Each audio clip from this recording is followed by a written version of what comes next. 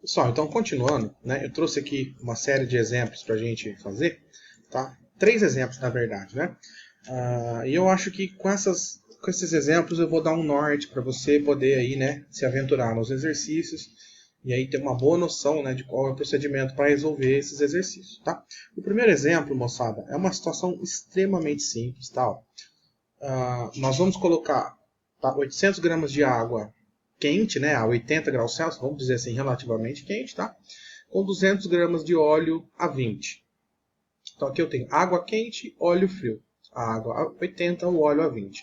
E atenção, o calorímetro é ideal. Então nesse momento, moçada, vamos desprezar o calorímetro, tá? Situação mais simples, água quente com óleo frio, calorímetro desprezível.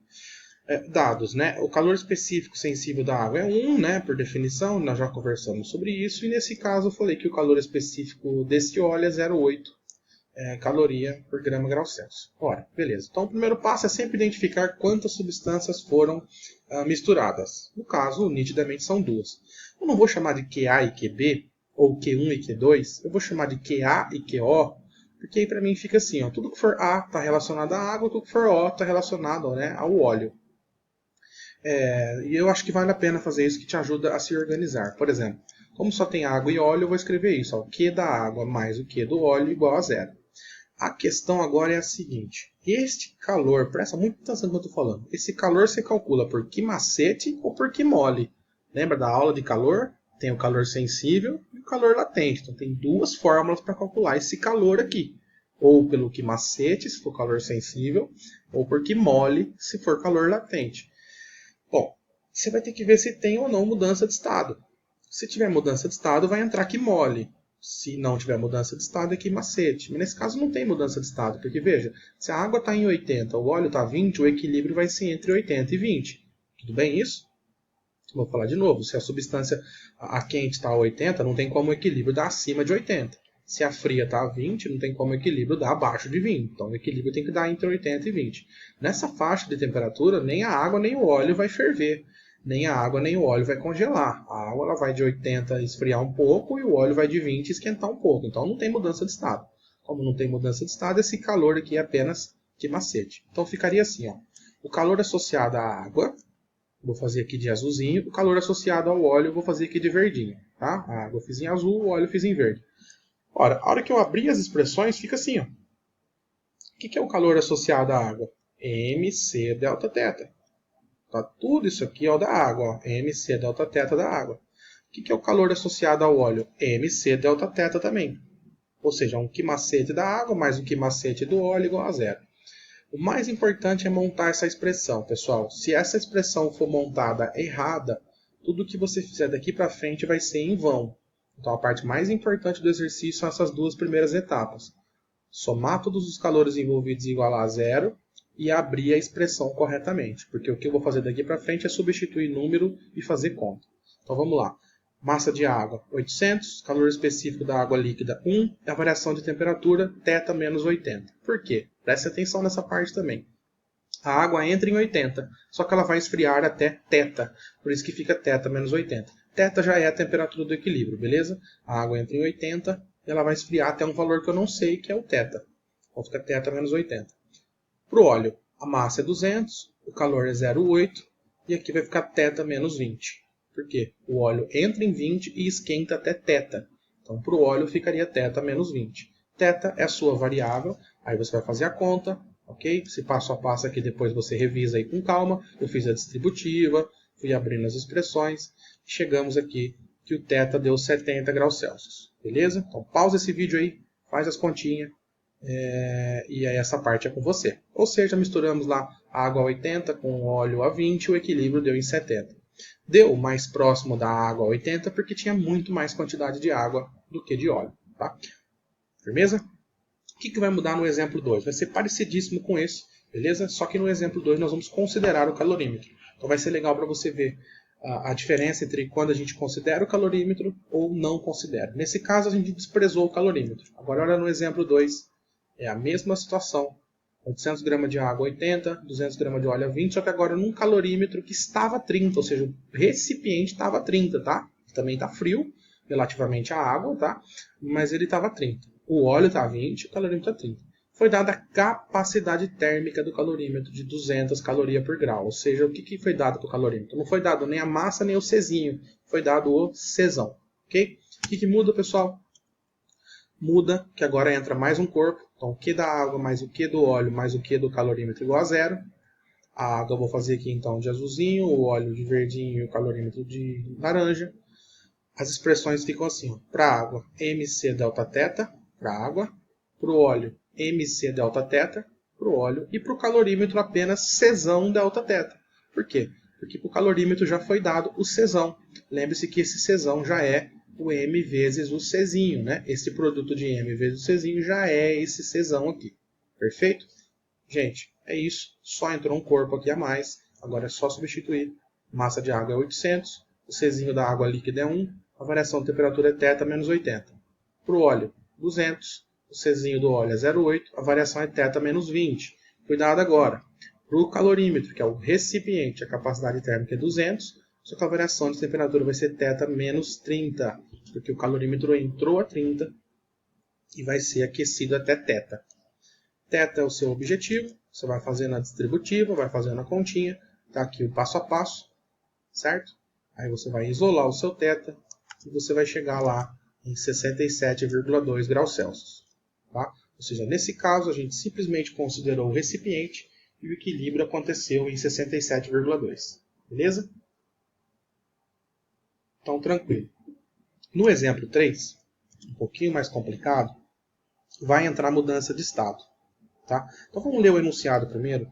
E aí eu venho te dizendo como que você vai proceder quando alguma coisa mudar de estado no meio do processo. Por exemplo, o gelo derreter ou a água ferver no meio do processo. Tá? Então vamos lá. Nós temos a seguinte situação. Nós vamos colocar 600 gramas de água quente, 600 gramas de água a 80, com 50 gramas de gelo a menos 10. O gelo está muito frio, o gelo está a menos 10. Em um calorímetro ideal. Considerei o calorímetro ideal aqui só para simplificar as contas. Tá? Veja, nesse caso, pode ocorrer mudança de estado, porque esse gelo aqui pode derreter no meio do processo, né? Porque a água está muito quente, é provável que essa água derreta esse gelo. Então, sempre que houver mudança de estado físico, a gente vai ter que tomar um cuidado antes de começar a aplicar o teorema. Tá? Antes de terminar, deixa eu só colocar os dados aqui. Tá? Foi dado o calor específico da água, o calor específico do gelo. Lembrando, gelo e água é a mesma substância, tá, pessoal? Mas como é estado físico diferente, a gente vai considerar como se fossem dois corpos diferentes, beleza? A água vai ser um corpo, o gelo vai ser outro, embora os dois são H2O, né? Os dois equivalem à mesma substância. Mas agora, por favor, tenha um pouco de bom senso, né? Para a gente interpretar como se fossem corpos diferentes. Veja. Então a água a 80, o gelo a menos 10, e eu dei aqui o latente de fusão do gelo, você já vai entender por quê, né? Significa que derreter o gelo precisa de 80 calorias por grama. Esse dado aqui vai ser importante para a gente. Então vamos lá, vou te dar uma dica. Sempre que você suspeitar que vai ter mudança de estado, isso normalmente acontece quando vem água e gelo. Tá? Vou dizer assim, 95% dos exercícios de vestibulares vão brincar com água e gelo. Tá? Aí se tem gelo na brincadeira, você já vai desconfiar que ele pode derreter. Desconfiando que o gelo derrete, você vai pensar da forma que eu vou te dar agora nessa dica. Tá?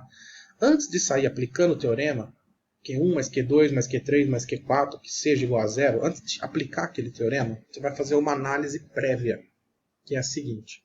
Você vai investigar, antes de tudo, se essa água consegue derreter todo o gelo. Pessoal, estou colocando água e gelo. Será que essa água derrete o gelo? Ou será que não derrete?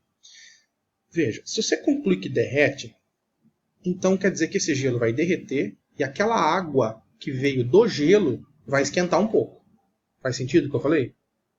Tipo assim, eu peguei um copo de suco de laranja super quente, joguei um bloquinho de gelo só, aquele gelo derreteu e aquela água do gelo ainda esquentou, junto com o suco. Então, se eu concluir que a água derrete todo o gelo, aí eu vou concluir que esse gelo vai esquentar ainda até uma certa temperatura. Agora, se eu concluir que a água não derrete o gelo, tipo assim, ó, a energia térmica da água não é capaz de derreter todo o gelo, quer dizer que essa água vai derreter um pouco do gelo. Então você vai ter água e gelo coexistindo. Então se a água conseguir derreter apenas um pouco do gelo, eu vou ter água e gelo coexistindo, e isso só pode acontecer a zero. Eu vou fazer agora a continha, você vai ver como é que você sabe se você...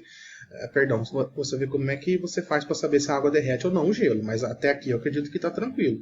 Se você concluir que a água derrete todo o gelo, o gelo derretido ainda vai esquentar um pouco.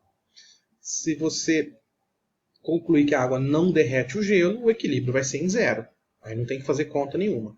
Então vamos lá. Nós estamos colocando 600 gramas de água quente a 80. Eu vou calcular aqui ó, o tanto de calor que essa água pode perder até ela esfriar a zero. Eu escolhi o zero porque eu estou vendo aqui o máximo de calor que a água pode perder. Né? Ela está a 80, ela vai esfriar até zero, porque a partir de zero ela começaria a congelar. Então vamos pensar em água líquida. Essa água líquida só pode ser resfriada até zero. Se eu quiser saber quanto de calor ela pode perder, eu ponho no que macete. Ó. No caso, eu vou chamar de QA. Que essa água eu estou fazendo uma suposição dela aí de 80 para zero. Colocando os valores, a massa de água é 600, o Czinho da água líquida é 1 e a variação seria 0 menos 80. Conclusão, a água, se ela esfriar até zero, ela perde 48.000 calorias. Esse menos aqui é só para enfatizar que é uma energia perdida. Pessoal, presta muita atenção no que eu vou falar agora. Eu não estou falando que a água vai perder 48.000. Eu não estou falando isso. Eu estou falando que se por um acaso ela esfriasse até zero, ela perderia 48.000. Ou seja, o calor que ela pode perder é 48.000. Eu preciso ver se isso é suficiente para derreter o gelo. Então eu venho aqui, ó. Quanto que eu preciso de calor para derreter o gelo? Para derreter, eu vou chamar de QG. Para derreter o gelo a gente vai ter duas parcelas, que macete e que mole, porque esse gelo vai ter que ser esquentado até zero e depois derretido. Então você tem ó, o que macete, que é para esquentar ele até zero, e o que mole, que é para derreter ele. Colocando os valores, nós já fizemos essa aula aqui, hein, pessoal? Então, colocando os valores, a massa de gelo é 50, o Czinho do gelo é 0,5 e a variação aqui é 0 menos menos 10, né? A final é 0, a inicial é menos 10. Isso aqui é só para o gelo chegar em zero. E aqui é para derreter o gelo, 50 vezes o latente, 4.250. Olha que legal. Você precisa de 4.250 calorias para derreter todo o gelo. E a água pode perder 48.000, ou seja, a água tem muita energia térmica. Significa que a água consegue derreter toda a massa de gelo. Beleza? Ou seja, a água pode perder até 48.000. Isso é muito mais do que suficiente para derreter todo o gelo. E para derreter o gelo só precisava de 4.250. Se eu concluir que o gelo vai ser todo derretido, significa que aquela água que vem do gelo ainda pode esquentar um pouco. Agora você vai proceder segundo o teorema. Sabendo que todo esse gelo derrete. Eu vou escrever lá que o Q da água mais o Q do gelo é igual a zero, certo? Toma cuidado aqui, ó. O Q da água é esse que macete aqui, ó, MC delta θ. Porém, o Q do gelo vai ser tudo isso aqui. Por quê? Porque agora que a gente sabe que todo o gelo vai derreter, que a gente fez aquela análise prévia, esse gelo vai ter que absorver um calor, que é que macete para chegar em zero, que mole para derreter, e ainda outro que macete para esquentar um pouco aquela água do gelo. Eu passei a chamar aqui de AG, pessoal. AG aqui é a água de gelo, é a água que veio do gelo, para diferenciar daquela água ali que eu fiz em azul. Esse AG é a água do gelo. Tá, então eu vou falar de novo. O gelo vai esquentar até zero, então é o que macete. Ele vai derreter, então é um que mole. E ainda aquela água do gelo vai esquentar até um valor que a gente não sabe. A hora que a gente abrir as expressões, para a água líquida, 600, 1, θ menos 80, né? Ela vai terminar em θ, vai começar em 80. Para o gelo, é 50 vezes meio, isso aqui a gente já calculou, né? Que é para fazer ele chegar em zero, isso aqui é para derreter. E aí vem a novidade, ó. Sabendo que ele vai derreter tudo, aqueles 50 gramas de gelo vai virar 50 gramas de água líquida. E aí essa água líquida vai esquentar até θ. A gente não sabe qual é esse θ. Então ficaria aqui para a água do gelo, eu teria um que macete, M vezes C, e a variação seria θ menos zero, porque a água de gelo começa em zero, né, pessoal? Ela começa em zero e vai até θ. Tudo bem? Então você vai fazer a distributiva, vai fazer a continha, passo a passo, e vai concluir que daria um equilíbrio de 67,3. Tá? Então nesse caso, uma vez que a gente já concluiu que todo o gelo vai ser derretido, aquela água do gelo ainda vai ser aquecida até θ a partir de zero. Por isso que fica θ menos zero. Encontramos o θ e respondemos o exercício. Tudo bem? Então é isso. Muito obrigado. Agora é exercitar e tirar suas dúvidas aí nos plantões com os seus professores ou comigo. Tudo bem, moçada? Obrigado. Até a próxima.